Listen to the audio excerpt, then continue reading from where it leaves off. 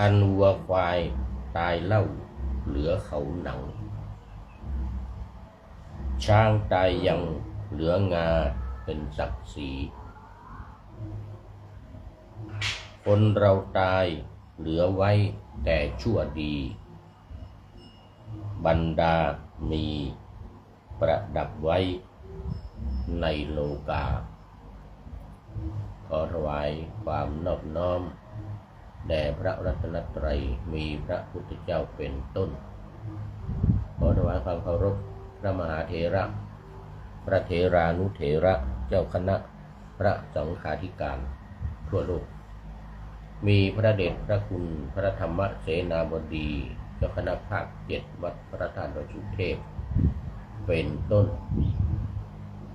และขออำนวยพรแด่ท่านผู้ฟังท่านผู้ชมสาธุชนพุทธบริษัททั้งหลาย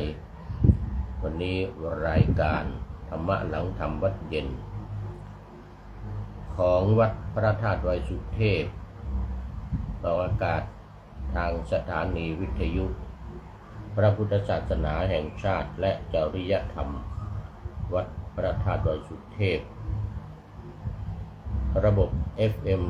96 เมกะเฮิรตซ์มีพระครูวรรณพนามวงกลมเป็นผู้อำนวยการอาจารย์พระมหาประสิทธิ์ปัสสาธิโกเป็นหัวหน้าสถานีและอัตมภาพพระครูปริยัติยานุศาสตร์เป็นผู้บรรยายเป็นประจำทุกวันเวลา 18:40 นาทีถึง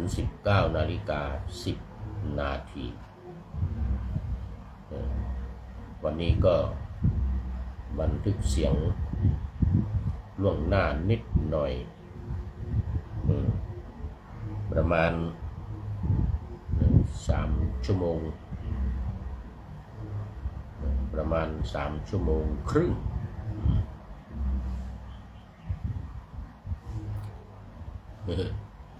จากวัด7 รินตำบลพระสิงห์อำเภอเมืองจังหวัดเชียงใหม่ขณะนี้ผู้พูดกำลังมาพักอยู่ที่วัด7 รินที่เดิม ที่เคยมาพักอาศัยอยู่เป็นประจำสมัยก่อนสมัยที่อาจารย์พระมหา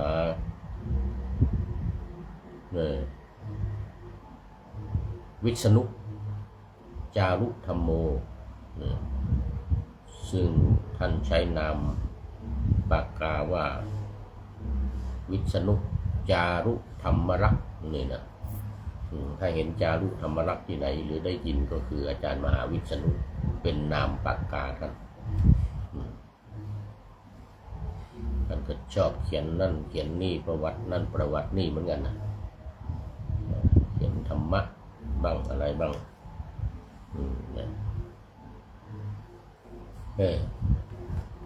สมัยก่อนก็ร่วมเดินทางกันไปที่นั่นที่นี่ไปทำบุญที่นั่นที่นี่ไปอินเดียบ้างไปต่างประเทศอินเดียเนปาลภูฏานถ้าเป็นในประเทศไทยนี่ท่านเป็นผู้นำแต่ถ้าต่างประเทศนี่อาตมานี่เป็นผู้นำไปประเทศจีนโน่นนะคุณหมิง อะไรมรดกโลกจนลืมแล้วเนี่ย ไปอันนี้อีกปักกิ่งซีอานอันชอบไปซีอานนะมีครั้งหนึ่งก็พาไปหังโจวหังโจวนนทาลี่ทาลี่ที่เลยคุณหมิงไปตอนนี้ขอต้อนรับFC ตัวจริงจากวัดพระธาตุดอยสุเทพอาจารย์สุริยันคำปา นะกราบนมัสการครับเหมือนกันพระอาจารย์ค่ำคืนนี้คณะสวดและองค์เทศจากวัดพระธาตุดอยสุเทพจะลงไปสวดงานสวดพระอภิธรรมงานศพพระอาจารย์วิษณุครับเหมือนกันนะเขาแจ้งให้ตั้งแต่เมื่อคืนแล้วโอ้ขอบคุณมากขอบคุณมากนี่เห็นว่าจะสวดสหัสนัยวัดดอยสุเทพนี่ดังเรื่องการสวดสหัสนัยนี่นะแล้วก็เมื่อสัก3 ปีก่อนนี่ก็เคยฝึกสามเณรสวดอภิธรรมมัทธสังฆะนี่เห็นว่าสามเณรก็ยังสวดได้ว่างั้นนะอันนี้คงจะจองไว้วันเดียววันนี้วันอื่นก็ผมจะเป็นวัดอื่นเจ้าภาพที่อื่นเขาก็คงจองกันไว้หมดแล้วแล้ววันนี้พลานวุฒิชาติก็จะพาสมาชิกญาติโยมอะไรรายการฟังไม่เบื่อหรือยังไงเนี่ยนะ จากสถานีวิทยุของเรานี่แหละFM 96นี่แหละรายการฟังไม่เบื่อหรืออะไรสักอย่างหนึ่งจะมาเป็นเจ้าภาพในค่ำคืนวันนี้พระอาจารย์พักวัดเจ็ดลินหรือครับโอ้ถูกต้องมาตั้งแต่วันที่14มาวันเริ่มแรกเลยเขาเรียกว่าบ้านเคยอยู่อู่เคยนอนมาเป็นเพื่อนอาจารย์มหาวิษณุคิดถึงตอนไปต่างประเทศท่านก็ยังอุตส่าห์โทรหานะพอกลับมาต้องมานอนวัดเจ็ดลินเหมือนกันนะทีนี้พอดีกลับมาคราวนี้ถึงแม้ว่าท่านมรณภาพไปแล้วก็ต้องมาตามคำนิมนต์ตามสัญญากับท่านว่าถ้ากลับมาแล้วจะมานอนวัดเจ็ดลินท่านรายการฟังสบายสไตล์วุฒิชาติโอ้จำผิดฟังสบายสไตล์วุฒิชาติครับใช่ฟังสบายสไตล์วุฒิชาติไม่ใช่รายการฟังตามเรื่องตามราวนะไม่ใช่รายการฟังตามเรื่องตามราวอันนี้สไตล์วุฒิชาติโอ้ขอบคุณมากเดี๋ยวเจอกันตอนเย็นนี้เห็นว่าตุลุงนรงค์ก็จะมาด้วยเห็นตุลุงนรงค์ก็จะมาด้วยส่วนผมนี่ก็ตามคำของท่านอาจารย์มหาวิษณุครับอาจารย์มหาวิษณุผมว่าเรียกผมว่าสิงห์เลอปอยสิงคนจริงสิงห์เลิงปอยนั่นแหละสิงห์เลิงปอยเนี่ยเรียกผมว่าเป็นสิงห์เลิงปอยแต่ท่านจะออกเสียงว่าสิงห์เลอปอย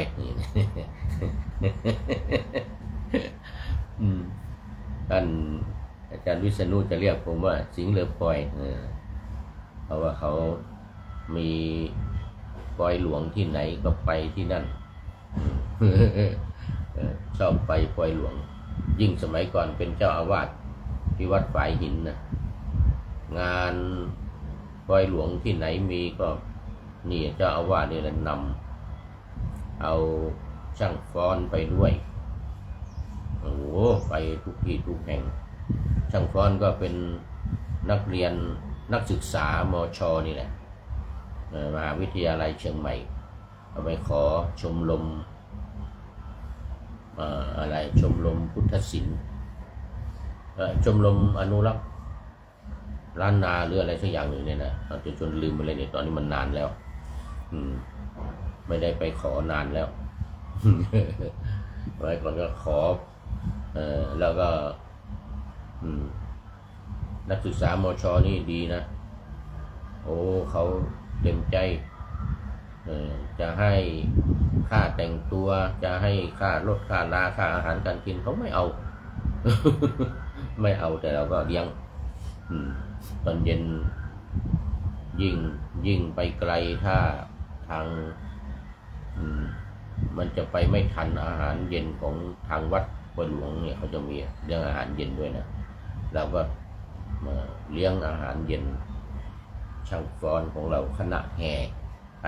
ก็มช.เรานี่แหละช่างฟ้อนเราก็เลี้ยงคือให้ไปรวมทั้งการแต่งหน้าทาแป้งทาเล็บยิ่งฟ้อนเล็บนะ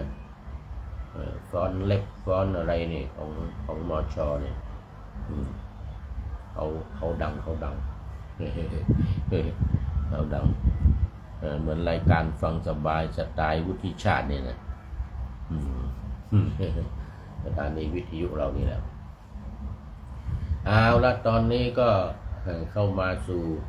เนื้อหาสาระของธรรมะในค่ำคืนวันนี้ขณะที่ทางวัดก็ตอนนี้ท่านพระครูประหลัดจรินเดี๋ยวพระครูสังฆลักษณ์หรือเปล่าจรินวัชรินอาจารย์วัชรินเป็นผู้นำทำวัดสวดมนต์ท่านอาจารย์สุริยา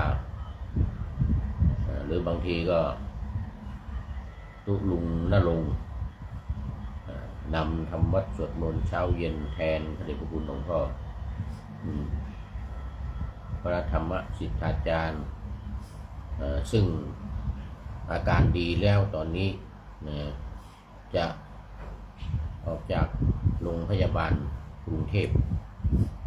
จะออกจากโรงพยาบาลกรุงเทพกลับไปที่โรงพยาบาลสงฆ์มหาราชนครเชียงใหม่ เพราะว่าอยู่มา3 วันแล้ว3 วัน4 วันวันนี้แล้ว4 วันวันนี้แล้วพระเดชพระคุณหลวงพ่อก็ว่าเกรงใจทางสำนักพระราชวังเพราะมันแพงโรงพยาบาลกรุงเทพเชียงใหม่เฉพาะค่าห้องนี่30,000 บาทเฉพาะค่าห้อง 30,000 บาทนะยังไม่ได้นับเรื่องยาเรื่องการรักษาพยาบาลนี่นะยังไม่ได้นับนะเฉพาะค่าห้องอย่างเดียวคืนละ 30,000 บาทพระเดชคุณหลวงพ่อก็เป็นคนขี้เกรงใจแล้วก็อีกอย่างหนึ่งอาการก็ดีแล้วอาการก็ดีขึ้นแล้วก็จะไปพักอยู่ที่โรงพยาบาลสงฆ์มหาราชนครเชียงใหม่อีกสักเล็กน้อยวัน2 วัน 3 วันนี้หรือไม่แน่บางทีอาจจะกลับวัดเลยก็ได้ บางทีอาจจะกลับวัดเลยก็ได้อันนี้โยมจงรักมาพูดให้ฟังตอนฉันเพลนี่ตอนนี้อากาศในเมืองกี่องศาครับเดี๋ยวกันยังไม่ได้ดูยังไม่ได้ดูต้องเปิดดูปักกระตือนต้องเปิดดูปักกระตือนก่อนเพราะว่ามันไม่ได้ไปไหนละปักกระตือนอยู่ไหนละ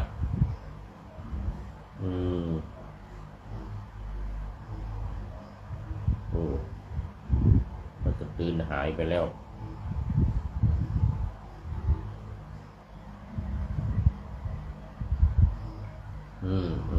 นี่โอ้34 องศาครับผมท้องฟ้าแจ่มใสท้องฟ้าแจ่มใส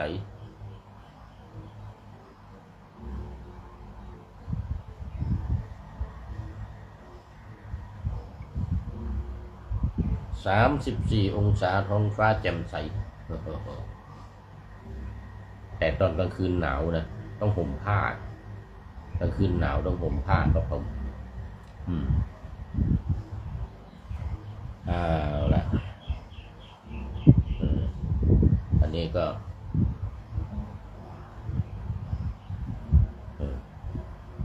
ธรรมะวันนี้ยังอยู่ในหัวข้อเดิมปฏิจจสมุปบาทขณะที่บนวิหารหลวงเราก็ปฏิบัติเหมือนเดิมสมถกรรมฐานตรงนี้เป็นวิปัสสนากรรมฐานสมถกรรมฐานก็พุทธานุสติแต่ขณะนี้บรรยายมาถึงตอนของวิปัสสนาหมวดสุดท้ายด้วยหมวดที่6ปฏิจจสมุปบาทว่ามาแล้ว7ข้อข้อที่1อวิชชาเป็นเหตุให้เกิดสังขารสังขารเป็นเหตุให้เกิดวิญญาณวิญญาณเป็นเหตุให้เกิดนามรูปนามรูปก็คือขันธ์5นี่แหละนามรูปเป็นเหตุให้เกิดสลายตนะคืออายตนะ6ตาหูจมูกลิ้นกายใจได้อธิบายไปแล้วเสร็จแล้วสลายตนะเป็นเหตุให้เกิดผัสสะเพราะเมื่อมีตามีหูจมูกลิ้นกายและใจก็ย่อมจะเกิดการถูกต้องกันระหว่างอายตนะภายในกับอายตนะภายนอกซึ่งคู่กันรูปเสียงกลิ่นรสโผฏฐัพพะและธรรมารมณ์หรือความคิดมีเกิดขึ้นแล้วอธิบายไปแล้วทีนี้เรียกว่าผัสสะข้อที่7เวทนาเมื่อมีการถูกต้องกันแล้วผัสสะกันแล้วระหว่างตากับรูปหูกับเสียงจมูกกับกลิ่นเป็นต้นนี่นะก็จะเกิดเวทนาคือความรู้สึกเป็นสุขบ้างเป็นทุกข์บ้างไม่สุขไม่ทุกข์บ้างตอนนี้ก็ขอต้อนรับสาธุครับผมแสงทองแสงธรรมกราบสาธุครับพระอาจารย์เหมือนกันนะสาธุสาธุผมก็ติดตามโปรไฟล์อยู่ติดตามโปรไฟล์แสงทองแสงธรรมอยู่เมื่อกี้นี้ก็เปิดดูติดตามชมอยู่สาธุครับผมแสงทองแสงธรรมมาพูดถึงเวทนาที่ผ่านไปเมื่อวานก็คือเวทนาเนี่ยนะเวทนามี3อย่างเวทนา2เวทนา3เวทนา5เพราะอะไรเมื่อร่างกายแม้อยู่ในท้องนะแต่ตอนนี้ยังอยู่ในท้องนะยังไม่คลอดนะยังไม่คลอดยังอยู่ในครรภ์ของมารดาอันนี้สายเกิดยังอยู่ในครรภ์ของมารดาก็เมื่อได้รับการสัมผัสจากอายตนะทั้ง6ภายในกับภายนอกกระทบกันแล้วเนี่ยแม้อยู่ในท้องก็มีความรู้สึกแล้วคือความรู้สึกว่าเนี่ยสุขหรือทุกข์นี่หรือเวทนา3สุขทุกข์หรือไม่สุขไม่ทุกข์อทุกขมสุขเวทนาอันนี้เวทนา3ถ้าเวทนา5ก็แยกไปอีกสุขกายสุขใจทุกข์กายทุกข์ใจและอุเบกขาไม่สุขทั้งกายไม่สุขทั้งใจไม่ทุกข์ทั้งกายไม่ทุกข์ทั้งใจอุเบกขานี่จะยังไม่ค่อยเกิดกับเด็กทารกที่อยู่ในท้องแต่สุขกับทุกข์นั้นแน่นอนทุกกายทุกใจกายนี้ทุกกายยังไงคือร่างกายเนี่ยอยู่ในครรภ์ของมารดาก็จะเสียดสีกับผนังในครรภ์ของมารดาเสียดสี หรือแม้ตอนเกิดก็เสียดสีออกมานะเสียดสีช่องคลอดช่องคลอดของมารดาอย่างผู้พูดนี่แม่เล่าให้ฟังว่าออกมาเนี่ยนิ้วเท้าสองข้างเนี่ยมันยันมันถูกับหนังในท้องของมารดาเนี่ยขาดหมดเลยออกมาเขาพ่อก็บอกแม่ว่าไม่มีนิ้วเท้าขาดหมดทั้ง10เลยนิ้วเท้าขาดหมดเพราะอะไรเกิดยากมากนะเกิดไม่เหมือนเพื่อนผู้พูดนี่นะคนอื่นนี่เขาจะเอาหัวออกแต่ผู้พูดนี่เอาเท้าออกโยมที่ทำคลอดเขาเรียกแม่ช่างนะช่างทำคลอดเนี่ยนะหมอตำแยเขาเรียกหมอตำแยแปลกมากเหมือนกันคนอื่นเขาเอาหัวออกอันนี้เอาเท้าออกมาเหมือนกันนะเท้ามันก็ถูสิเท้าออกเท้ามันเนี่ยมันก็ถูแสดงว่ายืนตอนอยู่ในท้องไม่นอนไม่เอาหัวออกมายืนออกมาถ้าเป็นพระพุทธเจ้าหรือถ้าเป็นคนมีบุญญาบารมีนี่ก็คงจะออกมาผู้ก็ยืนได้นะเหมือนพระพุทธเจ้าพระพุทธเจ้านี่ยืนออกมานะเอาเท้าออกก่อนออกมาปุ๊บก็ยืนเลยไม่นอนไม่นอนเอาเท้าออกมาก่อนแต่นั้นเขายืนคลอดยืนเกิดพระพุทธเจ้านี่พระมารดายืนเหนี่ยวกิ่งไม้อย่างนี้นะแต่อันนี้แม่ไม่ได้ยืนแม่ของผู้พูดเนี่ยมายืนนอนแต่บอกว่านอนแล้วปวดมากไม่นอนไม่คือนอนครึ่งนั่งครึ่งนอนยกทำอย่างนี้ครึ่งนั่งครึ่งนอนว่างั้นนะพ่อพูดนะบอกว่านอนไม่ได้จนปวดมากเพราะว่าไม่นอนออกมาไม่เอาหัวออกมาเอาเท้าออกมาแสดงว่าตัวยืนขึ้นหัวยืนขึ้นเพราะนั้นแม่นี่นอนไม่ได้ต้องครึ่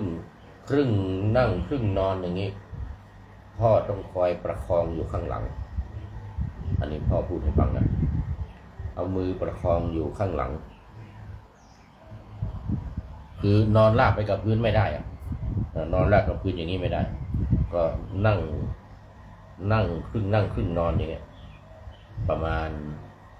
45 องศาหรือ50 องศาโน่นน่ะเกือบจะเป็นการนั่งละแต่ว่าไม่ใช่นั่งมันเอ็นมาข้างหลังเอ็นนั่งเอ็นมาข้างหลังอย่างนี้อาจจะประมาณ45 องศาหรือ40หรือ60-70 องศานะเหมือนพระอานนท์ตอนบรรลุเป็นพระอรหันต์เลยนะ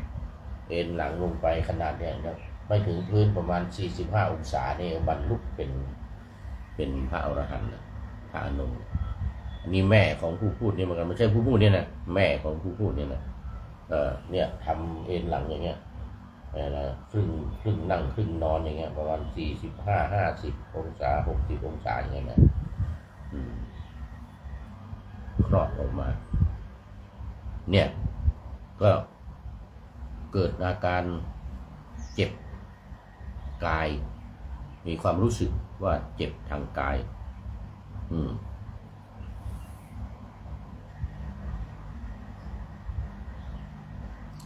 เสร็จแล้วอันนี้ว่าไปแล้วเมื่อวานสุขทุกข์โสมนัสโทมนัสอุเบกขาอาจจะไม่ครบนะแต่สุขกับทุกข์นี่มีแน่นอนก็ยังอยู่ในขันธ์8ตัณหาความทะยานอยาก อันนี้ก็จะมีอยู่ตอนอยู่ในครรภ์นี่ก็จะมีอยู่นิดๆหน่อยๆแต่เราไม่รู้อยากอะไรอาจจะเป็นเพราะว่าอยู่ในที่มืดมองไม่เห็นนะแล้วก็เกิดการเสียดสีอาจจะเกิดเวทนาแล้วอาจจะอยากจะคลอดออกมาอาจจะเป็นได้อันนี้กรณีที่อยู่ในท้องนะต้องอยู่ในครรภ์แต่ว่าเมื่อคลอดออกมาแล้วส่วนใหญ่ครูบาอาจารย์ทั้งหลายจะอธิบายว่าคลอดออกมาแล้วเนี่ยที่เกิดเวทนาแล้วเนี่ยนะย่อมจะมีความอยากเช่นมีสุขมีความสบายเนี่ยนะก็อยากจะได้นั่นได้นี่อยากจะได้ความสุขที่เกิดขึ้นนั้นความทุกข์เหรอถ้าเกิดความทุกข์ไม่สบายก็อยากในการที่จะพ้นจากความทุกข์อยากจะออกจากความทุกข์นี่เป็นตัณหาเกิดขึ้นอย่างนี้ตัณหาเกิดขึ้นอย่างนี้แต่ในกรณีที่คลอดออกมาแล้วตัณหาจะมีอยู่3อย่างเขาเรียกว่ากามตัณหาภวตัณหาและวิภวตัณหายิ่งโตขึ้นมานี่นะภวะคือภพภพความอยากในภพความอยากในกามนี่ก็แน่นอนละความอยากในกามคุณ5รูปเสียงกลิ่นรสสัมผัสรูปเสียงกลิ่นรสสัมผัสต่างๆเหล่านี้เรียกว่าความอยากในกามความอยากในภพก็เรื่องของตำแหน่งหน้าที่การงานตำแหน่งหน้าที่การงานเป็นโน่นเป็นนี่เหมือนกันนี่เลือกตั้งใหม่ๆนี่ก็อยากจะเป็นนายกรัฐมนตรีตำแหน่งนายกอย่างนี้ก็ได้ก็เป็นภพนะหรือที่ดินที่นาที่ไร่ที่สวนบ้านเรือนประเทศอะไรที่กำลังอยากได้กันอยู่หรือชิงทำสงครามแย่งที่ดินแย่งบ้านแย่งเมืองกันอยู่อย่างประเทศอิสราเอลกับหมู่ปาเลสไตน์อิสราเอลก็จะเอาหมดเพราะว่าพระพุทธเจ้าพระเจ้าประทานให้ตัวเองเท่านั้นเหมือนกันไม่ให้คนอื่น หมู่อิสราเอลนะก็มาแย่งเอาที่ของชาวปาเลสไตน์ที่อยู่ก่อนก็จะไม่เหลือแล้วเหลือแต่กาซานิดเดียวเนี่ยก็ไปแย่งไปชิงไปปล้นไปรบถือว่าเป็นของตนอันนี้พบนะเอาละตอนนี้เพิ่มมาอีกข้อหนึ่งคือข้อที่8เกิดนอกจากเวทนาแล้วเกิดตัณหาต่อไปมันจะเป็นอุปาทานภพชาติชรามรณะเอาไว้ก่อนเนื่องจากว่าวันนี้หมดเวลาวันนี้หมดเวลาวันนี้แล้วแสงทองแสงทองแสงธรรมโอ้ขอบคุณมากครับเป็นท่านสุดท้ายเข้ามาในรายการวันนี้เข้าสู่เส้นชัยของรายการแล้วก็หลายๆท่านที่เข้ามาแล้วผ่านไปแล้วมีอาจารย์สุริยันคำปาเป็นต้นFC ตัวจริง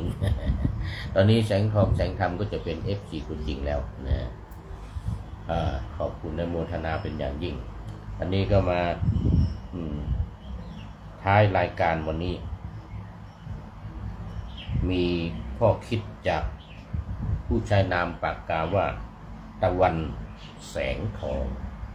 ตะวันแสงทองบอกว่าอันวัวควายตายเล่าเหลือเขาหนังช้างตายยังเหลืองาเป็นศักดิ์ศรีคนเราตายเหลือไว้แต่ชั่วดีบรรดามีประดับไว้ในโลกา ขอบคุณเป็นอย่างยิ่งนะสำหรับคุณตะวันแสงทองที่ให้ข้อคิดไว้ท้ายรายการในวันนี้ก็จริงมีหลายๆสำนวนนะว่าควายจ้างมาตายแล้วเรือนหนังลูกคนเขายังเอาใจกันได้อันนี้เป็นของล้านนาเป็นของล้านนาเอาละขออำลาพลากจากผู้ชมฟังที่นอนยืนนั่งที่เดินยืนนั่งนอนฟังทั้งหลายขอให้มีความสุขใจและกายสดชื่นสบายไปตลอดกาลนำเอาธรรมะไปปฏิบัติเพื่อให้กำจัดทุกข์ใหญ่ภัยพานคนเกิดตายในวัฏสงสารบรรลุนิพพานทุกท่านกันเถิดขอเจริญพร